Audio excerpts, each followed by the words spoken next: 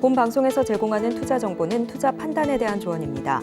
방송에서 제공하는 주식의 가치, 가격 상승 및 하락에 대해서는 방송사에서 보장하지 않습니다. 시청자 여러분 안녕하세요. 오늘을 돌아보고 내일을 준비하는 오늘장 내일장 2부 문정은입니다. 이 장 마감까지 확실한 승부 전략과 함께 내일장 성공 투자 전략까지 챙겨가는 시간입니다. 장 막판까지 저희 방송과 함께 꼼꼼한 투자 전략 가득 세워가셨으면 좋겠습니다. 본 방송에서 제공하는 정보는 투자 판단에 대한 조언일 뿐 해당 주식의 가치와 수익률은 보장하지 않습니다. 아울러 서울경제TV, 서울경제신문은 당사의 브랜드입니다. 최근 당사를 사칭하는 피해가 늘고 있으니 각별히 유의하시기 바랍니다. 또한 저희 방송 생방송 유튜브 채널로도 만나보실 수 있습니다. 유튜브에서 서울경제TV 검색하시면 실시간 스트리밍 참여 가능하니 많은 참여와 관심 부탁드립니다. 그럼 첫 번째 순서로 이 외국인과 기관이 이끄는 시장의 추세를 점검하고 개인 투자자 방향성까지 제시해드리는 수급불패 이어가 보도록 하겠습니다. 오늘은 S인베스팅코리아 진유정 연구원 연결돼 있습니다. 안녕하세요, 연구원님. 네, 안녕하세요. 진유정 연구원입니다. 네, 반갑습니다. 오늘 또 새로운 분기의 첫 거래일이기도 한데요. 그럼 오늘장 이 외국인들 수급 포지션부터 화면으로 한번 체크해 보도록 하겠습니다. 네, 코스피 시장 외국인 순매수 상위 종목 알아봅니다. 오후 2시 기준으로 책정된 순위 살펴보면요. 1위 코스모화학이 이름을 올렸습니다. 자, 아무래도 미국 IRA 보조금 혜택에 2차 전지들 강세 속에 오늘 코스모화학도 이름을 올렸는데요. 이미 상한가를 터치한 모습도 연출을 했습니다. 자, 2위에는 셀트리온이 이름을 올렸습니다. 현재 안과질환 치료제 임상 3상 효과를 좀 확인하면서 오늘장 외국인들도 주목하고 있는 상황이고요. 3위 우리 대형주 삼성전자도 이름을 올렸습니다. 4위 네이버는 이 애니메이션 신작 제작 소식과 또 친환경 제품 제작 소식 동시에 이슈가 조금 몰리고 있는 상황 속에 오늘 외국인들이 4위로 순매수세 유입이 되고 있는 상황이고요. 5위 한화 에어로스페이스는 외국인들이 무려 8거래 연속 순매수세를 좀 넣어주고 있는 종목이고요. 52주 신고가를 경신하기도 했습니다. 네, 이어서 코스닥 시장 외국인 순매수 상위 종목도 알아봅니다. 1위 이 나노 신소재는 외인들이 9만 9천 주가량 대량 물량을 조금 사들이고 있는 이 종목이기도 합니다. 2위 또 신고가 돌파를 한 미래 나노텍도 이름을 올렸고요. 또 에코프로비엠은 역시 2차 전지 소재 관련주들 미 IRA 최대 수혜주로 꼽히면서 오늘 외국인들이 주목하고 있는 종목입니다. 대보 마그네틱이 4위에 이름을 올렸는데요. 마찬가지로 미 IRA 이 불확실성 해소도 좀 있고요. 또 전기차 배터리 공정 쪽에도 조금 수혜가 가면서 대보 마그네틱도 오늘 외국인들이 주목하고 있습니다. 5위 폐배터리 관련주인 성일하이텍도 오늘장 외국인 순매수세가 유입되고 있는 종목입니다. 네, 이렇게 해서 양시장 외국인들 수급 상황도 체크를 해봤습니다. 그렇다면 우선 코스피 쪽에서 이 외국인들이 좀 순매수세 상위 종목으로 좀 이름을 올린 한화 에어로스페이스 한번 확인해 보도록 하겠습니다. 현재 외국인들이 8거래 연속 순매수세를 좀 넣어주고 있는 종목인데요. 연구원님 어떤 포지션으로 좀 접근을 해야 할까요? 네, 사실 한화 에어로스페이스는 아시다시피 우리나라 이 대한민국의 우주항공 방산의 대표 기업이라고도 볼 수 있겠는데요. 22년에는 하나 디펜스를 흡수 합병하면서 그 디스카운트 요소가 다 제거가 조금 된 부분이 있습니다. 근데 최근에 사업 구조도 개편을 하면서 하나그룹 내 거의 모든 방산 사업까지 같이 영위를 하고 있어서 이 시장에서 조금 각광을 받고 있는데요. 사실 이 한화 에어로스페이스가 그동안 가지고 갔던 이 성공률이 상당합니다. 제일 중요한 모멘텀이 일단 국내 독보적이고 독점적인 엔진 시장에서의 지위인 부분인데 지난해 이 한화 에어로스페이스가 K9 자주포, 폴란드 수출과 국내 방산 사업 호조로 최대 실적까지 올린 모습이 확인이 됩니다. 작년 한 해 영업이익만 따져봤을 때도 3,753억이고요. 전년보다 35%나 증가한 부분 확인되고 또 매출도 6조 5천억 원으로 전년 대비 18% 이상 증가한 모습이 확인됩니다. 상당히 어마어마한 기업이라고도 볼 수가 있겠는데 사실 수주 잔고까지 정말 괜찮은 상황이에요. 22년 말 기준으로 지상 방산 수주 잔고가 19.8조 원으로 작년 대비해서 14.9조 원 정도 증가한 상황입니다. 이렇게 튼튼한 수주 잔고랑 이 기업력을 기반으로 한국 우주에도 계속해서 발을 넓혀가고 있거든요. 그래서 이 한화 에어로스페이스가 포부를 조금 밝혔는데 일론 머스크의 스페이스 X에 버금가는 기업이 되겠다라고 밝히면서 재사용할 수 있는 로켓을 제작하겠다라고 포부를 당당하게 외친 상황입니다. 그렇기 때문에 지금 계속해서 이 신고가의 영역으로 가고 있는 상황인데 추세가 상당히 좋은 기업이라고 볼 수 있겠네요. 네, 하나 에어로스페이스 우리나라 우주항공 또 방산 대표주다 이렇게 말씀해 주셨는데 현재 국내 방산 사업 호조로 최대 실적을 조금 기록하고 있는 모습이죠. 이 외국인들 또한 8거래 연속 좀 매수세를 넣어주는 이유가 있을 것 같은데요. 또 뭐 재사용 로켓 제작, 기술 제작 발표를 했다 이런 말씀도 해주셨고 또한 누리호 관련 이슈들까지도 함께 좀 맞물려 있는 상황입니다. 자, 그렇다면 현재장 3거래 연속 상승 중에 있는 하나 에어로스페이스입니다. 오늘장 개인 투자자분들도 함께 매수세 동참해도 될지 궁금한데요. 네. 저는 분할 매수 관점에서 추천을 드리는데요. 사실 지금 이게 이 현재가가 102,500원 정도인 상황입니다. 사실 신고가인 영역이라서 조금 부담스러운 거 아니야? 라고 생각을 할 수 있겠지만 이 기업력으로 봤을 때 그리고 아까 말씀드렸던 수주 잔고라든지 누리호, 스페이스X에 버금가는 이 로켓 사업에 대한 기대감까지 조금 더 붙어준다면 신고가 그 이상까지도 갈 수 있는 기업이라고 생각을 합니다. 그래서 저는 이게 지금 2010년도 기준으로 했을 때 최고가가 12,000원을 12만 원을 넘어선 상황인데 거기까지 목표가를 조금 찾아보시고 조금 분할 매수 관점에서 접근을 하시면 조금 괜찮은 수익을 볼 수 있을 거라고 생각이 들고요.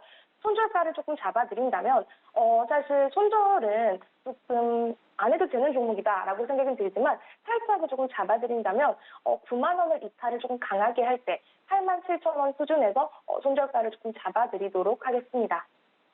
네, 하나 에어로스페이스 현재 이 분할 매수 관점 잡아주셨고요. 지금 신고가 영역이지만 이 수주장고나 로켓, 누리호 등 여러 이슈가 조금 있기 때문에 지금의 신고가 그 이상까지 갈 수 있는 종목이다 말씀해 주셨습니다. 자, 목표가는 12만 원 선 제시해 주셨고요. 손절가는 안 해도 좋겠지만 굳이 따져주신다면 87,000원 정도로 잡아주셨습니다. 이 분할 매수 관점 포인트 기억해 주시고요. 그렇다면 코스닥에서 외국인들이 주목하고 있는 종목 중에 대보 마그네틱이 있습니다. 이 대보 마그네틱 현재 미 IRA 전기차 배터리 이 관련해서 좀 이슈가 떠오르고 있는 상황인 것 같은데요. 또 다른 또 이슈가 있을지도 궁금합니다. 네, 사실 최근에는 정말 갔던 종목들이 더 가고 신고가인 종목들이 더 가는 상황들이 많이 조금 연출이 되는데 대보 마그네틱도 같은 맥락으로 조금 봐주시면 될 것 같습니다. 대보 마그네틱은 아시다시피 2차 전지에 조금 굵직한 종목이기도 하고요. 소재 공정 그리고 셀 공정에 투입이 되는 전자석 탈철기 업체예요. 근데 이 습식 전자 탈철기 제조 업체로는 전 세계적으로 유일한 기업입니다. 이 유일에 조금 포인트를 맞춰주시면 이 대보 마그네틱이 얼마나 괜찮은 기업이신지 조금 감이 오실 텐데 이 전 세계적으로 유일한 이 부분뿐만 아니라 최근에는 매출 다변화를 위해서 수산화 리튬, 인가공 사업까지 조금 진출한 모습이 확인이 됩니다. 매출 다변화를 위해서 이 리튬의 사업에 진출을 하고 나서 상당히 계속해서 성장성이 돋보이는 기업 중에 하나인데요. 충북 음성에 1만 평 정도의 공장 부지를 이미 확보해 놓은 상태고요. 생산 체제를 갖추면서 생산 가동 중에 있는데 이게 대보 마그네틱이 더 커질 수 있다는 반증 중에 하나겠죠. 그래서 23년 6월에 모든 준비가 조금 완료되고 7월부터 양산 진입 예정이라고 밝힌 상황인데 만약에 이게 공장이 풀 가동된다라고 한다면 연간 매출액이 200억에서 400억 정도 크게 증가하는 소재 업체로 조금 사업 체질이 변화될 수 있다는 사실이 이 대보 마그네틱의 키포인트다. 그래서 정리를 하면 수산화 리튬의 재료가 붙어서 조금 더 우상향할 수 있는 지역이다라고 정리를 할 수 있겠습니다. 네, 2차 전지 내에서도 좀 굵직한 종목인 대보 마그네틱 오늘장도 좀 외국인들이 주목하고 있다 말씀해 주셨습니다. 자, 아무래도 또 말씀해 주신 것처럼 습식 전자탈철기 제조로는 세계에서 유일하다 이렇게 강조를 해 주신 만큼 앞으로의 상승 모멘텀도 조금 많이 좀 나와 있는 상황이다 말씀해 주셨는데 오늘장도 거의 좀 급등하는 좀 연출세를 좀 펼치고 있습니다. 이렇다면 오늘도 투자자분들, 개인 투자자분들 함께 동반 매수를 해도 좋을지 궁금한데요. 개인적으로는 분할 매수 관점에서도 강조를 드리고 싶은 게요. 사실 지금 이 차트적으로 N사형 파동이 나오면서 한 차례 더 전고점을 향해서 달려가고 있는 상황이거든요.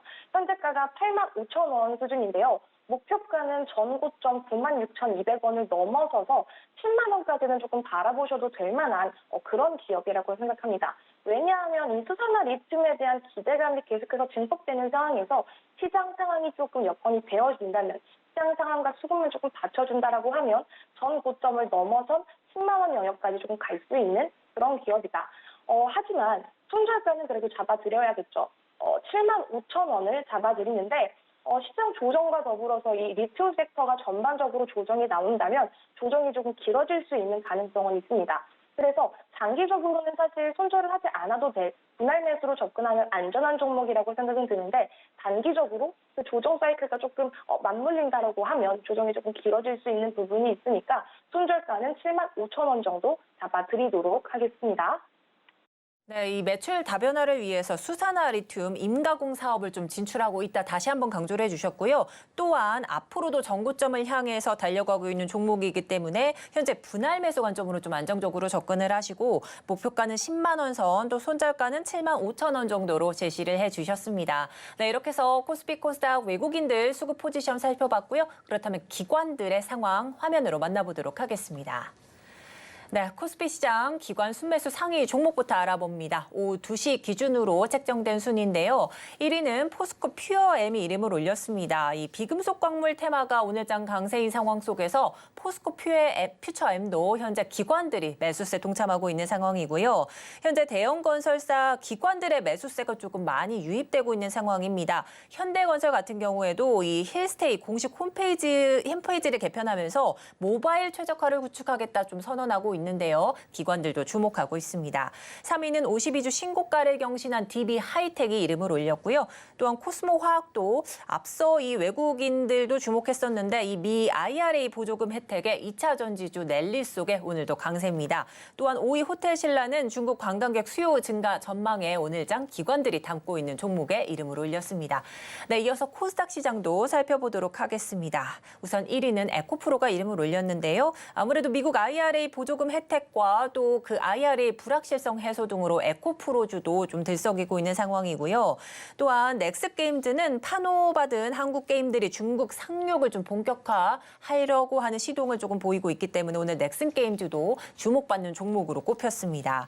또한 외국인 기관 동시 순매수세가 조금 들어오고 있는 아프리카TV도 오늘 기관들이 3위로 이름 좀 담고 있는 종목이고요. 4위는 엔캠이 이름을 올렸습니다. 또한 5위도 이 기관들도 마찬가지로 주목하고 있는 대주전자재료 오늘 52주 신고가를 경신한 모습입니다. 네, 이렇게 해서 양시장 기관들의 수급 상황을 체크를 해봤습니다. 자, 그렇다면 우선 코스피 시장 쪽 기관이 주목하고 있는 종목 중에 코스모 화학을 먼저 한번 좀 살펴보도록 하겠습니다. IRA 보조금 혜택 관련해서 또 주목을 받고 있는 것 같은데요. 또 다르게 또 주목하고 있는 이유들이 있을 것 같습니다. 네, 일단 코스모화학 오늘 보시면은 상한가에 안착한 모습입니다. 코스모화학 다들 아시겠지만 국내 유일의 이산화 티타늄 생산 업체고 이 코스모 에코캠을 흡수 합병함에 따라서 황산 코발트 사업까지 같이 영위를 하고 있는 기업인데요. 2011년에 국내 최초로 황산 코발트 추출 시설을 갖추기 시작해서 현재 연간 1,200톤 규모의 생산 능력까지 보유하고 있습니다. 이 황산 코발트 제조 경험을 바탕으로 459억 원 투자를 통해서 폐배터리에서 2차 전지 핵심 소재인 니켈, 그리고 코발트, 리튬 등의 유가금속을 추출을 한 후에 재활용하는 사업까지 신규로 추진을 하고 있는 기업인데요. 이렇게 폐배터리 재활용 사업을 통해서 올해 하반기부터 매출 증가가 예상될 뿐만 아니라 성장성까지 엿보이는 기업입니다. 그런데 이렇게 굵직한 이 코스모 화학이 오늘 상한가에 안착한 이유는 방금 전에 말씀해 주셨던 이 미국 IRA죠. 인플레이션 감축법 이 세부 지침 규정안이 조금 영향을 미친 부분들이 있습니다. 이 보조금 수혜가 전망되는 기업들이 오늘 강하게 조금 올라준 모습들이 있는데요. 코스모 화학은 그 이슈뿐만 아니라 오늘은 코스피 200의 구성 종목 전기 변경을 또 앞두고 있는 날입니다. 그래서 이 코스모 화학의 지수 편입 가능성까지 조금 제시가 되면서 오늘은 정말 강한 이렇게 상한가를 세워주는 모습을 보여주고 있고요. 사실 이 코스모 화학이 계속해서 이 IRA의 감축법에 대한 수혜가 조금 더 엿보인다라는 그런 심리도 조금 보이면서 오늘 강한 상승 탄력으로 마무리가 될 것 같습니다.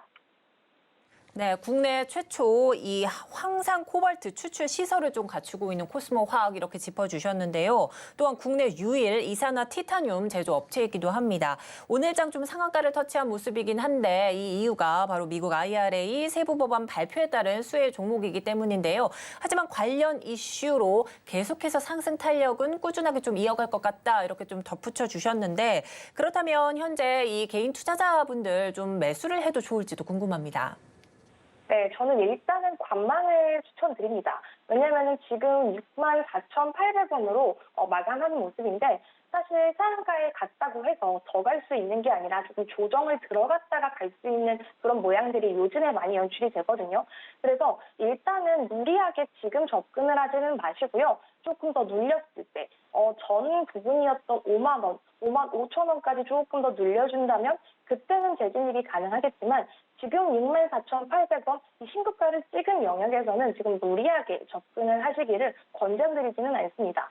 5만 5천 원에서 5만 원까지 한번 눌릴 때 접근하시는 거를 추천을 드리고 만약에 지금 이 종목이 진입을 했는데 조금 더 눌린다라고 하면 손절선을 4만 5천 원까지는 잡아드릴 수 있겠습니다만 코스모가 워낙 조금 좋은 기업이고 모멘텀이 풍부하기 때문에 분할 매수를 통한다면 충분히 손절하지 않아도 가져갈 수 있는 기업이다라고 정리를 해드릴게요. 네, 코스모 화학 현재는 좀 무리한 접근 대신 관망세 유지를 하시다가 이 5만 5천 원이나 5만 원 선까지 조정이 좀 나왔을 때 좀 진입을 하시는 게 어떨까 이런 말씀해 주셨고요. 현재 기 보유하신 분들 조금은 눌림세가 계속 이어진다 하시면 4만 5천 원 선으로 손절가를 이렇게 제시해 주셨습니다. 네, 코스피 시장 살펴봤고요. 그렇다면 코스닥에서 기관이 주목하고 있는 종목 중 하나인 아프리카TV 한번 알아보도록 하겠습니다. 이 아프리카TV는 오늘 기관뿐만 아니라 외국인도 좀 주목하고 있는 종목이긴 한데요. 어떻게 조금 이슈들을 풀어나가야 될지 궁금합니다. 네, 사실 아프리카TV는 정말 많은 사람들에게 유명하고 조금 접근성이 조금 용이한 기업인데요. 사실 아프리카TV는 이 차트만 봐도 너무나도 고점 대비해서 많이 조정받은 모습이 확인이 됩니다.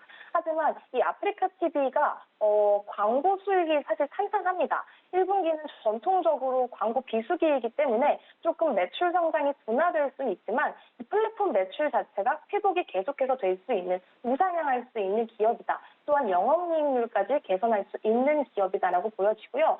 또 2023년은 연간으로 광고 매출이 구조적이고 추세적인 성장이 가능한 기업이라고 보고 있습니다. 그리고 조금 중요한 부분이 이 트위치입니다.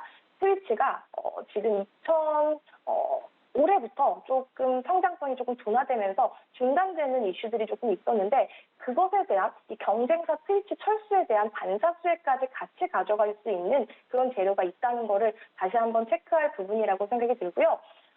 지금 어떻게 보면 이 아프리카TV는 오늘 특별한 이슈는 없지만 저가 매수세가 꾸준히 유입되고 있다고 해석을 조금 할 수가 있겠어요. 왜냐하면 지금 밸류적으로 봤을 때 너무나도 저평가, 너무나도 저레벨 구간에 있기 때문에 많은 이들의 어떤 저가 매수세의 심리를 조금 자극하면서 매수세가 조금 유입이 되고 있는 부분 확인이 됩니다.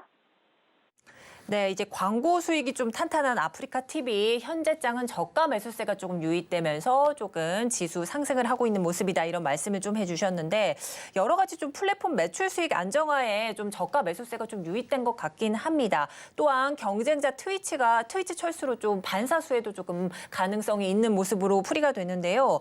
그렇다면 현재 이 아프리카TV가 또 라이브 커머스 시장 좀 다변화를 좀 꿈꾸고 있다 이런 이슈도 있는데 이런 이슈로도 주가에는 또 어떤 영향을 미칠지도 궁금합니다.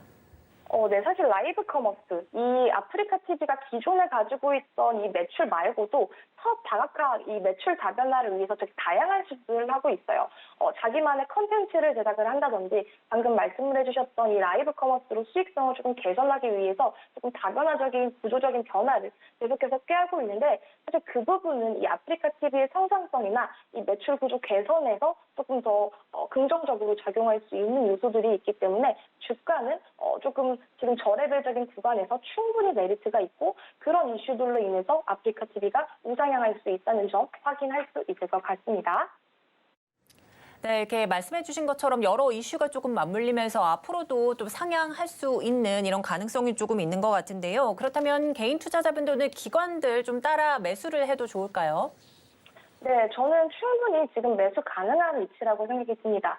제가 방금 전에도 말씀드렸지만 이 외국인 기관이 아무리 봐도 이 아프리카 TV는 지금 너무나도 저레벨적인 구간이다. 밸류가 지금 너무 많이 싼 구간이다라고 생각하고 접근하고 있는 모습들이 확인이 되기 때문에 지금 차트적으로 봐도 이 박스권 하단에 조금 위치를 해 있어요. 그래서 지금 간간히 어느 정도 수급이 들어오는 모습들이 확인이 되는데 지금 현재가가 87,000원 선에 있는데 지금 진입을 하셔도 무리 없는 가격대라는 생각이 들고 여기서 분할 매수하지 않아도 1차 매수로도 지금 충분하게 수익을 볼 수 있는 가능성이 조금 크다고 느껴지고요. 만약에 8만 원을 조금 강하게 이탈을 해준다라고 하면 손절 안내를 드리겠지만 8만 원은 이탈하지 않고 꾸준히 조금 상승세를 타고 간다라고 하면 꾸준히 가져가셔서 전 고점이었죠. 95,000원까지 조금 목표가를 잡고 보시고요. 만약에 95,000원도 너끈히 넘어간다라고 한다면 더 그 고점인 99,500원, 10만 원 부분에서 분할 매도 하셔도 충분히 괜찮다. 수익을 볼 수 있는 종목이다라고 생각이 듭니다. 네, 현재 개인 투자자분들 분할 매수 관점 좀 잡아주셨고요. 이 상승 전고점이 되는 95,000원 부근 좀 목표가 잡아주셨고 손절가 8만 원 선으로 이렇게 제시를 해주셨습니다. 오늘 도움 말씀 여기까지 듣도록 하겠습니다. 지금까지 SBS 코리아 진우정 연구원과 함께했습니다. 오늘 감사드립니다. 네, 감사합니다.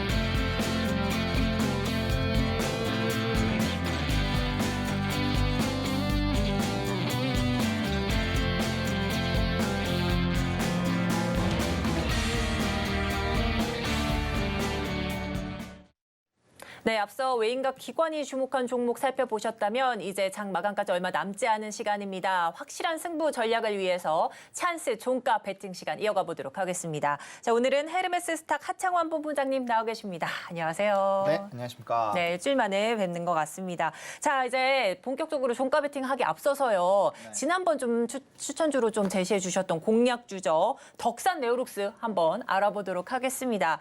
자, 이제 알아봤더니 이제 27일 정도의 종가 배팅 좀 하셨을 분들은 2일 만에 수익률을 좀 내셨을 것 같습니다. 뭐 6.47% 상승률을 조금 보셨을 것 같은데요. 하지만 오늘 장은 조금 좀 조정이 조금 나옵니다. 저가 기준으로 조금 6% 정도 빠지는 상황인데 좀 관련 내용 좀 자세하게 짚어주시죠. 네, 아무래도 뭐 다들 아시다시피 LG 쪽에서 투자가 이제 지연이 됐죠. 5년 정도.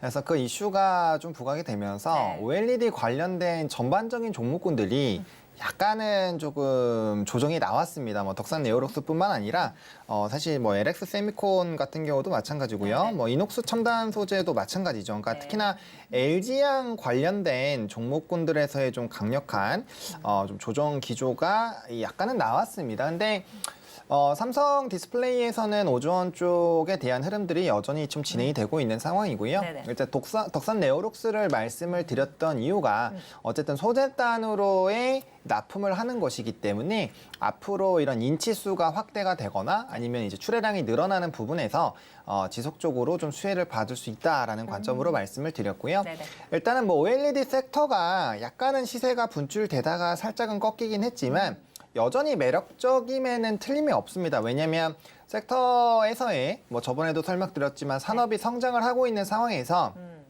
턴어라운드가 진행이 되고 있다는 점은 굉장히 메리트가 있고 네. 또 전장까지 확대가 되고 있어서 뭐 그런 전방위적인 부분을 본다면 조금 눌리긴 했지만 네. 여전히 좀 매력적으로 보실 수 있지 않을까라고 보고 있습니다. 다만 이제 운용 기간만 조금만 더 확대를 해주시면은 네. 거기에 따른 좀 이제 수익 관점으로는 충분히 여전히 매력적이다 정도로 좀 정리를 드리도록 하겠습니다. 네, 이제 앞서 봄바람을 좀 탔던 OLED 관련주들이 오늘 좀 조정세가 조금 나오고 있는 상황. 여기에 덕산 네오룩스를 조금 빠졌었지만요.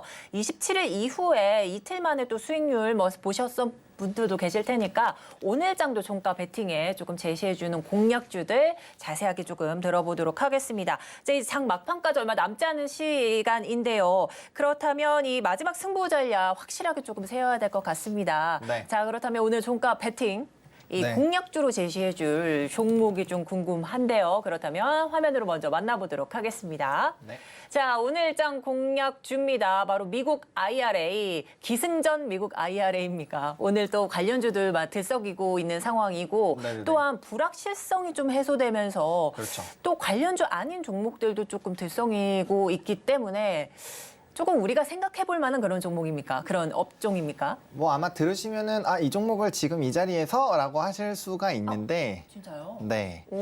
근데 저는 뭐 여전히 매력적이다라고 생각을 하고 있고요. 그러니까 위치적으로 높다라는 얘기죠. 네. 하지만 뭐 증권가 리포터도 뭐 상당 부분 목표 주가가 상당 부분 높게 형성이 되어 있고 네. 앞으로 실적적인 부분에서는 뭐 재평가를 받을 수밖에 없는 종목. 뭐 이미 지금도 좋거든요. 네네. 그렇게 생각을 하고 있어서 일단은 이 지금 단기적으로 보셨을 때 우리가 뭔가 이번 달은 FOMC 회의가 없죠. 네. 그러다 보니까 여러 가지 지표들이 나오더라도 아무래도 이제 방향성을 잡는 위주로 진행이 될 거예요. 그러면 큰 변화가 없다라고 한다면 여전한 이런 최근에 이런 종목 장세의 흐름들 그리고 기존에 강했던 섹터들이 움직일 수밖에 없는 상황이거든요. 그렇죠. 그런 상황에서 약간의 뭐 불안감도 상존해 있지만 그래도 IRA에서의 좀 긍정적인 부분을 본다라고 한다면 충분히 이쪽에 대한 기대감은 좀 이어갈 수 있지 않을까. 뭐 게다가 자동차 수출 데이터 굉장히 좋았거든요. 그러니까 네. 그런 것들을 본다라고 한다면 충분히 요 키워드로 지속해 보실 수 있지 않을까 생각을 하고 있습니다. 계속 말씀해 주실 때마다 궁금한데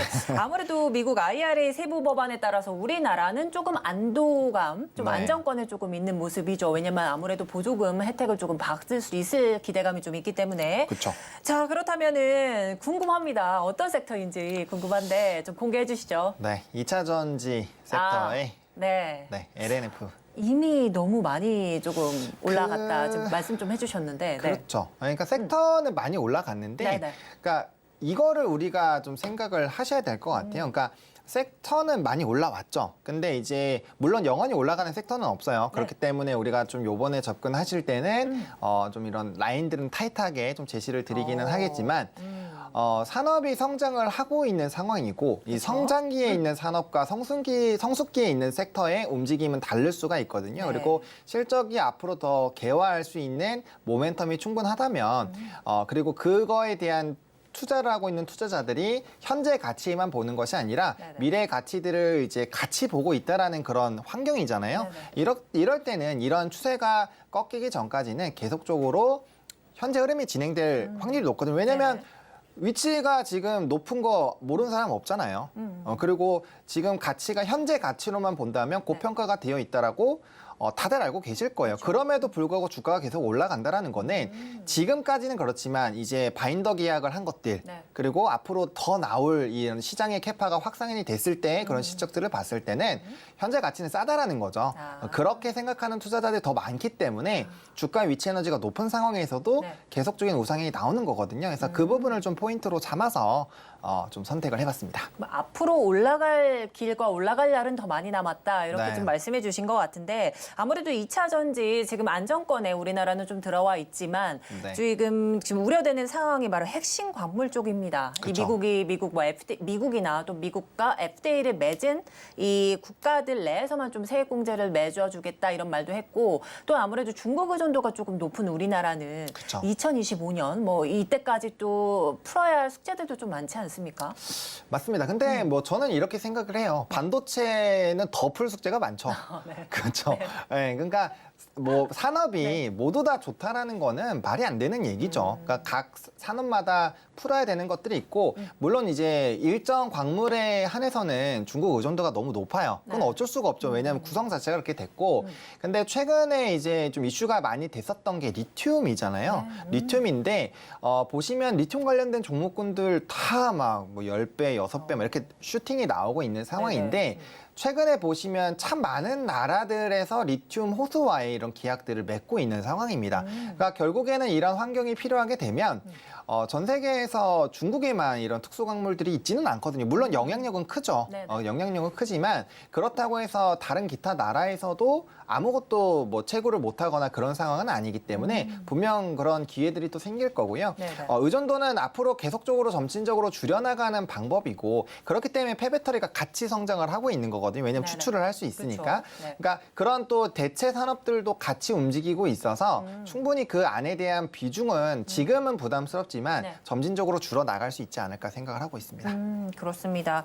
이 관련 이 난제와 숙제는 어느 산업에나 조금 편재해 있는 게 맞다 말씀해 주시면서 네. 아무래도 또 2차 전지 관련 이런 중국 관련 숙제들은 어느 정도 실타래가 조금 금방 풀릴 수도 있겠다 이런 생각이 듭니다. 왜냐하면 말씀해 주신 것처럼 뭐 이 핵심 광물이 중국에만 있는 게 아니고요. 그렇죠. 우리가 중국 의존도만 조금 줄여 나가면 될 것 같다 이런 말씀해 주셨는데 이제 종목 발표해 주시기 전에 네. 다른 종목들 보면은 뭐 코스모화학 같은 경우에는 이미 오늘 상한가를 터치를 그렇죠. 했습니다. 네, 맞습니다. 자, 그렇다면 코스모화학처럼 상한가를 터치한 종목도 상승 여력이 계속 남아 있는 게 바로 2차 전지 관련주로 보시나요? 네, 저는 그렇게 생각하고 있습니다. 왜냐하면 제가 이제 최근에 나와서 항상 전략 드릴 때 기존의 주도 섹터는 계속적으로 보셔야 된다라고 강조를 많이 드렸고 섹터는. 그때도 항상 최고가였거든요. 네. 2차 전지는 계속 고가 갱신하고 있잖아요. 그렇죠. 그리고 그렇게 말씀을 드리면서 좀 부담스러우시면 뭐 장비단으로 한번 옮기셔도 괜찮고 네네. 기타 뭐 응급제라든지 다른 쪽 안 움직인 쪽이 있으니까 그쪽도 보시라고 말씀을 드렸는데 네. 뭐 그렇게 전략을 세우셨어도 충분히 큰 수익을 누릴 수 있는 시장이었거든요. 그래서 2차 전지가 만약에 계속 양극재만 갔다라고 한다면 좀 더 부담스러울 수가 있는데 네네. 지금 뭐 응급제라든지 뭐 전에 액도 오늘 또 슈팅 나왔죠. 그러니까 그런 이제 4대 소재 모두 다 좀 상승력이 나오고 있고 네. 뭐 최근에 주목해 보신 분들도 있겠지만 알루미늄 박 관련된 종목군들도 맞아요. 1차 밴드, 2차 밴드 다 슈팅이 나오고 있거든요. 그러네요. 그러니까, 네네. 그러니까 전반적인 상승 기조가 나오고 있고 이게 산업 자체가 커지고 있고 무엇보다 수출 데이터에서 자동차가 잘 나오고 있다는 것도 굉장히 중요하거든요. 네. 테슬라 같은 경우도 찾아보시면 거의 35%, 6% 전기차 판매량 늘었거든요. 물론 가격이 다운됐다라는 부분을 좀 포커스로 두실 수 있겠지만 네. 어쨌든 양이 늘어난 부분들을 조금 생각을 해보실 필요는 있을 것 같습니다. 네, 이 산업 전체 캐파가 점점점 이렇게 늘어나고 있는 2차 전지 관련주들 조금 이렇게 설명을 해주셨는데 그렇다면 오늘 좀 공략해 주실 공략주 종목으로 네. 한번 들어보도록 하겠습니다. 네, LNF입니다. LNF요. 네, 사실 네. 높죠. 높습니다. 네, 두 번의 갭도 있어서 사실 조금은 부담스럽긴 합니다만 그럼에도 불구하고 저는 좀 좋은 흐름이 나타나지 않을까라고 생각을 하고 있습니다. 사실 네. 뭐 에코프로나 에코프로비엠도 실적이 굉장히 잘 좋아지고 있는 상황이고 네. 그 부분들을 좀 바인더 계약이라든지 이런 것들을 소급해서 사실 주가의 상승력이 나오고 있거든요. 근데 네. 그런 거와 비교하면 LNF는 지금도 저평가의 평가를 받을 수도 있지 않을까 기준에 따라서. 그렇죠. 네, 그리고 증권가에서 목표가가 40만 원대를 훌쩍 넘어갑니다. 네, 그래서 여전히 상승력을 또 뒷받침하는 또 이런 애널리스트들도 긍정적으로 보고 있는 상황이 있어서 물론 2차 전지 섹터의 이런 애널리스트에 대한 보고서는 약간 양극으로 나뉘고 있긴 네. 해요. 왜냐하면 좀 주가가 많이 올랐기 때문에. 네네. 근데 저는 아직까지 산업이 성장한다라는 부분에서는 긍정론을 유지를 하고 싶은 상황이거든요. 네. 그래서 그런 관점으로 보시면 좋을 것 같고 또 이제 LNF 하면 테슬라랑 항상 좀 연관이 있는 회사죠. 여전히 뭐 매출 비중은 가장 높고 하지만 이제 고객사를 좀 다변화하는 움직임이 나타나고 있거든요. 그래서 이런 부분들이 또 활용이 된다라고 한다면 기대감이 생길 수밖에 없고 또 IRA에서 사실 좀 이슈가 됐었던 게 네. 미국 공장을 지어야 됐었는데 그게 맞아요. 지연이 되고 네네. 예, 또 이제 산업부에서 또 금지를 했잖아요. 기술 유출에 대한 부분 그렇죠. 때문에. 네네. 근데 이번에 IRA 법안의 내용을 보시면 굳이 미국에 공장을 짓지 않더라도 지금 LNF는 상관이 없게 되었거든요. 그래서 네네. 그러다 보니까 오늘 시초가부터 좀 슈팅이 나왔다라고 보시면 좋을 것 같고요.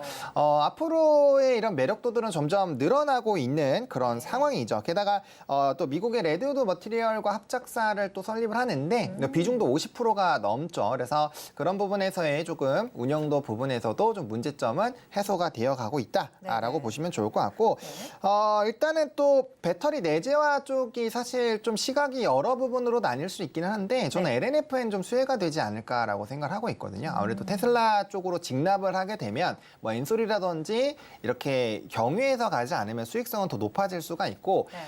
이 가져갈 수 있는 캐파 자체가 더 확대가 될 수 있는 부분으로 생각을 하고 있거든요. 근데 물론 뭐 모든 기업들이 전부 다 내재를 한다라고 한다면 네. 문제가 되겠지만 아시다시피 산업 구조상 모든 부분을 혼자서 다 하는 그런 독식 기업이 나오기가 정말 어렵습니다. 네. 효율도 떨어지고요. 그래서 그런 가능성은 좀 떨어지지 않을까. 물론 어느 정도 가격을 하락시키기 위한 그런 산업적인 부분에서의 좀 이슈는 발생이 될 수 있겠지만 네. 어쨌든 내재화 부분도 좀 매력적이다라고 볼 수 있는 상황이고 네. 또 LFP 배터리 출시 계획이 있는 상황이죠. 사실 이제 LFP 같은 경우도 가격을 하락시키는 부분에서 3원계보다는 메리트가 큰 건 다들 알고 계실 겁니다. 네. 그리고 최근에 또 LFP 관련된 이제 리튬 가격도 많이 하락을 한 상황이어서 가격 매력도는 조금 더 생길 수가 있는 그런 상황이고요. 네. 또 2분기 이후부터는 실적적인 부분이 굉장히 좀 크게 좋아지지 않을까라는 기대감이 확대가 되고 있는 상황이어서 차트적으로는 조금은 부담스럽긴 하지만 뭐 산업의 성장 앞으로 이런 내재화라든지 기타적인 이런 요인들을 본다라고 한다면 네. 뭐 충분히 현재 상황에서도 긍정적으로 보실 수 있지 않을까 좀 정리를 드리겠습니다. 네, 이렇게 여러 가지 호재들이 좀 많습니다. 그렇다면 오늘 LNF 가격 전략 좀 궁금한데요. 어떻게 잡아야 될까요? 네, 가격 같은 경우는 사실 조금 중간에 좀 많이 눌렸거든요. 그래서 욕심을 좀 내서 요 네. 갭을 메우는 부분까지 1차로 좀 매수 밴드로 세워보시면 좋을 것 같아요. 사실 갭을 메우면서 가는 거는 그렇게 좋은 건 아니에요. 왜냐면 항상 차트에서 갭을 메울 수밖에 없는 상황이지만 갭이 생겼다는 건 그만큼 사고 싶은 웃돈 주고 사고 싶은 사람이 많다라는 네, 거거든요. 맞습니다. 그러니까 그게 네. 안 메워지는 게 일단 좋은데 네. 조금 보수적으로 잡아서 30만 5천 원부터 31만 5천 원까지 분할 매수로 접근을 해보시면 좋을 것 같고 1차 매수가고요. 네. 목표가는 1차로 38만 원 보고 있는데 네. 저도 40만 원대는 한번 노려보셔도 괜찮지 않을까라고 생각을 하고 있고요. 네. 손절 라인 같은 경우는 25만 원으로 좀 제시를 드릴 텐데 네. 해당 가격으로 말씀을 드리는 이유가 2차로 좀 갭을 메울 때 조금 더 물량을 확보를 해보시라는 관점으로 말씀을 드리겠고요. 만약에 비중 확대 안 하겠다라고 하시는 분들은 2차 요 갭 부분이 깨지는 28만 원 라인이 강력하게 깨지면 그때 조금 대응을 하셔야 되겠다라고 정리를 드리겠습니다. 네, 오늘 LNF 가격 전략까지 이렇게 제시해 주셨고요. 그렇다면 현재 이 동시호가 구간 상황 한번 알아보고 오겠습니다. 네, 양시장 지수 상황 살펴봅니다. 코스피 0.17% 하락하면서 2,372선 마감 예상되고 있고요. 코스닥은 0.9% 오른 855선에 마감이 예상되고 있습니다. 장 초반부터 이렇게 혼조세로 출발을 했었던 양시장이었는데요. 하지만 이내 다시 상승으로 전환을 했던 코스피입니다. 하지만 오후장 들어서 다시 또 혼조세로 흘러가다가 결국에 마감도 이렇게 예상되고 있는 상황인데요. 오늘 장 좀 전반적으로 시장 상황들 조금 어떤 분위기였을지도 궁금한데요. 네, 네. 사실 뭐 분위기는 좋았습니다. 장 네. 초반에도 특히나 코스피가 이제 상승 종목 수가 더 높았는데 지금은 더 확대가 됐죠. 오후장 가면서도 상승 종목 수가 522종목으로 더 늘어났는데 네. 일단 오늘 외국인과 기관의 좀 양매도 흐름이 나오고 있고 어. 약간의 좀 포지션 상으로 지수 상단까지 또 거의 다 왔거든요. 거기에 따른 좀 일부 차익 매물들이 나온 것이 아닌가라고 좀 생각을 하고 있고요. 네. 환율이 조금 상승을 한 부분들과 오늘 반도체가 또 미국장에서 마이크론 테크놀로지가 좀 눌렸거든요. 네, 네. 그런 부분들에서 조금 힘을 쓰지 못해서 오늘은 약간 약보합권으로 마무리를 좀 준비를 하는 것이 아닌가 생각을 하고 있습니다. 그렇습니다. 자, 지난주 이제 3월 마지막 거래일엔 반도체주가 조금 주가를 조금 끌어갔었던 반면에 또 오늘장은 2차 전지주들이 조금 네. 강세면서 또 주가까지 견인하는 모습 좀 보였습니다. 자, 그렇다면요. 현재장 이렇게 좀 말씀해 주셨는데 이제 강세 업종들도 조금 많았었습니다. 뭐 2차 전지뿐만 아니라 정유주, 네. 기철금속 관련주들도 좀 많았었는데 관련해서는 좀 어떻게 보셨는지 네, 궁금합니다. 일단은 네, 비철금속 같은 경우는 뭐 아시다시피 2차 전지랑 좀 엮였습니다. 네. 그러니까 이제 소재단으로서의 소모력이 워낙 빠르게 나타나다 보니까 거기에 따른 이제 수요 확대 기조가 나타났고요. 그래서 구리의 뭐 전반적인 이런 산업의 성장 부분에서 나온 것이 아니라 네. 2차 전지와 엮여서 뭐 2구 산업이라든지 대창 같은 종목군들이 좀 강력하게 시세가 분출이 됐고요. 네. 그다음에 이제 정유 같은 경우는 다들 아시다시피 갑자기 감산 얘기가 나왔죠. 맞아요. 그러다 보니까 WTI가 급등이 나왔고 거기에 따른 좀 움직임이 나왔는데 사실 정유 섹터들이 지금 계속적인 좀 상승력이 나오려면은 네. 이 기조가 유지가 돼야 되거든요. 그래서 그런 흐름들을 좀 체크를 해보시면 좋을 것 같고 원래는 LPG 관련된 종목군들이 좀 강하게 슈팅이 원래 나와야 됩니다. 뭐 네. 중앙에너비스, 한국석유. 근데 시초가 거의 고가로 눌렸거든요. 그래서 오늘 미국장을 보시고 요 흐름들을 좀 체크를 해보시면은 그 안에서 좀 해답을 찾으실 수 있지 않을까 정도로 좀 정리를 드리겠습니다. 네, 그렇습니다. 자, 오늘도 2차 전지 관련뿐만 아니라 비철금속과 또 정유주들 이렇게 강세 흐름 나타냈다 말씀해 주셨고요. 또한 정유 관련해서는 또 관련해서 어떤 LPG 관련주들은 이 뉴욕장 체크를 하시면서 다시 한번 따라갔으면 좋겠다 이런 의견도 함께 주셨습니다. 또한 방산 관련주들도 오늘 뭐 정부가 K방산 수출 사령탑을 조금 선고하면서 또 관련주로 조금 강세에 이끌었던 점입니다. 저희는 마감 이후 돌아오도록 하겠습니다.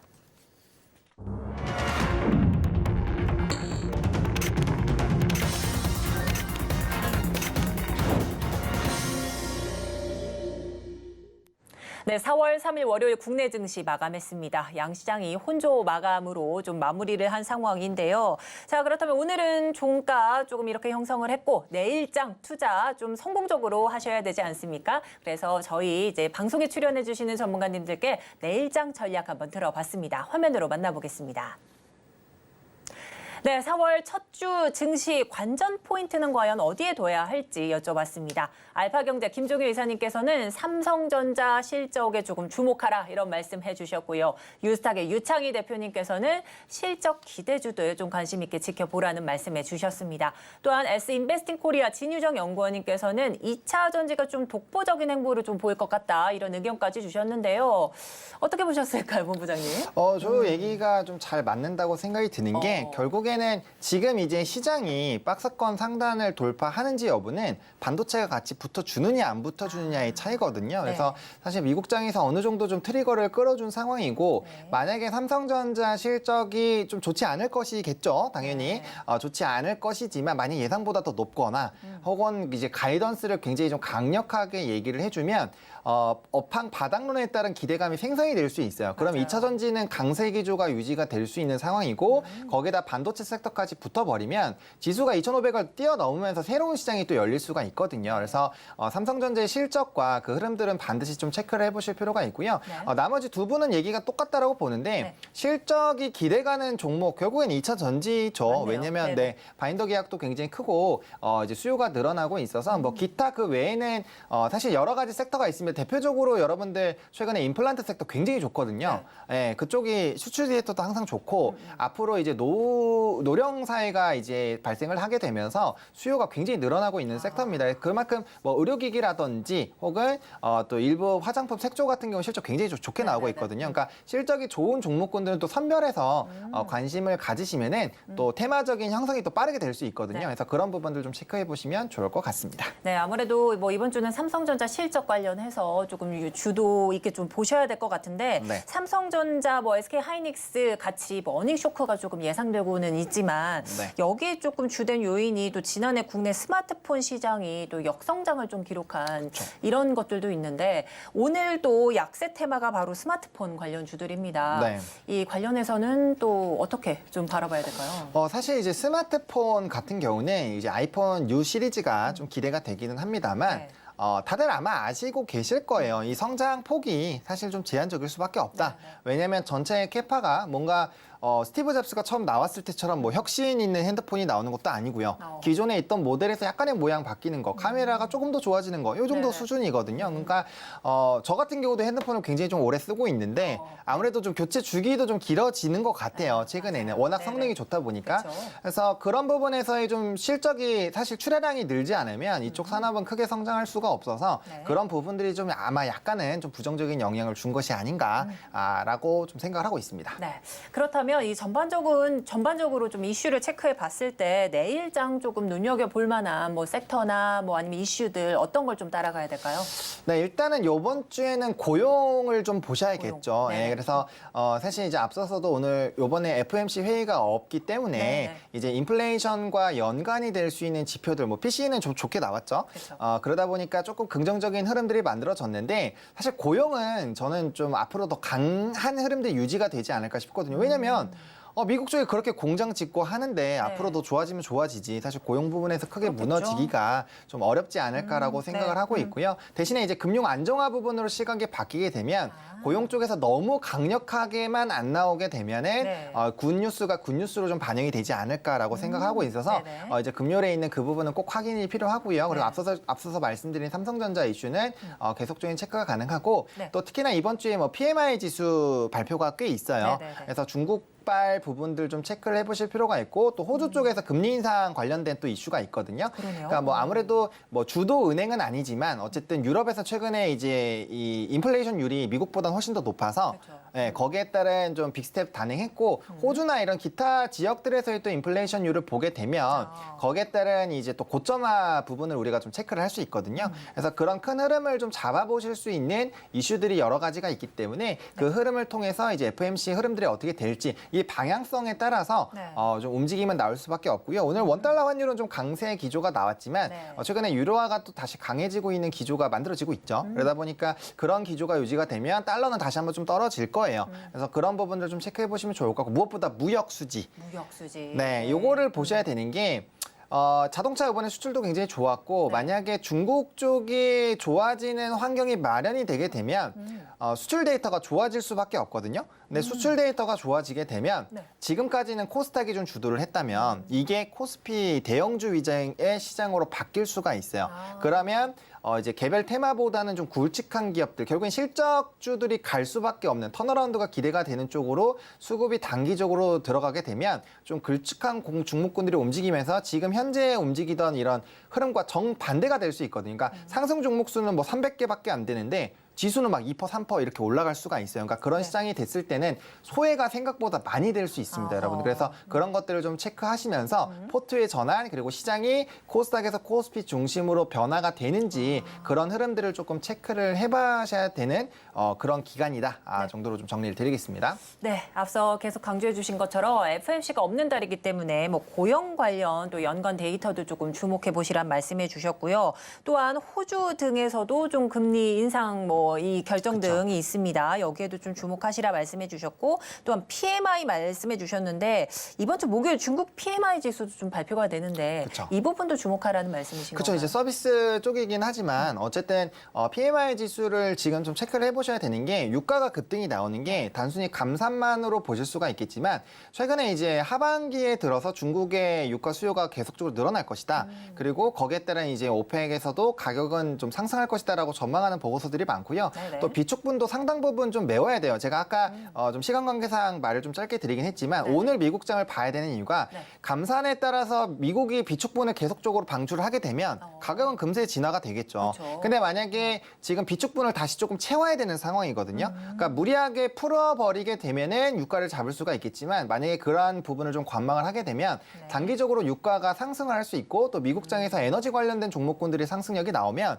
그게 이제 바로 우리나라에서 선물 가격과 연동이 되면서 또 상승력이 나올 거거든요. 그래서 이런 부분들을 좀 체크를 해보셔야 되고 네. 결국엔 중국에 의해서 이런 유가가 상승한다라는 거는 경제가 굉장히 활성화가 된다라는 거죠. 네. 그래서 그런 부분에서 유동성이 확대가 되는 것까지 연결이 될 수 있어서 네. 그 부분을 좀 포인트로 삼아 보시면 좋지 않을까 생각하고 있습니다. 네, 내일장 이렇게 이슈와 또 전략까지 꼼꼼하게 살펴주셨습니다. 오늘 헤르메스 스탁 하창한 본부장님과 함께했습니다. 도움 말씀 감사드립니다. 네, 고맙습니다. 네, 오늘장, 내일장 2부도 마칠 시간이 됐습니다. 오늘은 2차 전지주의 강세로 또 시장까지 견인했던 이런 장세였는데요. 내일장은 또 어떤 업종들이 주도 섹터로 조금 움직일 수 있을지 저희 방송과 함께해 주시기 바랍니다. 본 방송에서 제공하는 정보는 투자 판단에 대한 조언일 뿐 해당 주식의 가치와 수익률은 보장하지 않습니다. 아울러 서울경제TV, 서울경제신문은 당사의 브랜드입니다. 최근 당사를 사칭하는 피해가 늘고 있으니 각별히 유의하시기 바랍니다. 오늘 준비한 소식은 여기까지입니다. 함께해 주신 여러분 고맙습니다.